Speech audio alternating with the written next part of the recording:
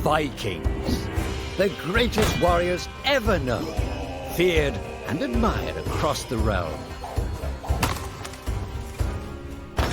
Ready to fight once more for the glory and prosperity of their people. This particular village was home to two young Vikings, Vasker and Oddmar, destined for greatness by decree of the gods themselves. Unfortunately, the gods did not tell them of this plan. Just as he had countless times before, Oddmar farewelled his parents. They always returned to him. This time was different.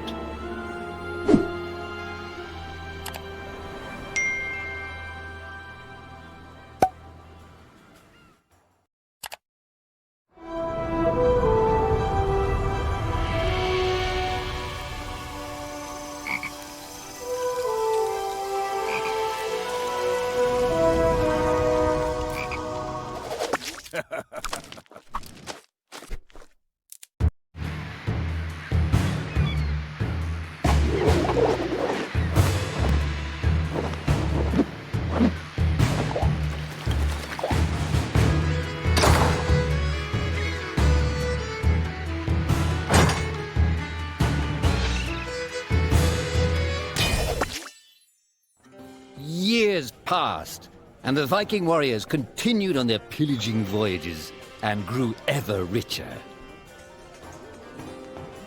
The Viking chief was proud of his people, but he was greedy, single-minded. He wished to expand his village, regardless of the consequences. The chief despised Oddmar. He'd never fought for his village and survived off their scraps.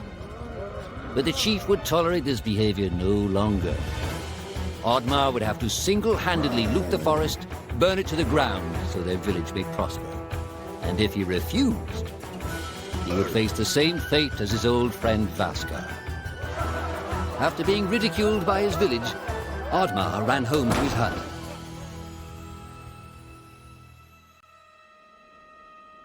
Oddmar felt hurt and lost. He loved his people, but he couldn't be what they wanted him to be. Perhaps he thought he wasn't a true Viking. Maybe some sleep would do him good.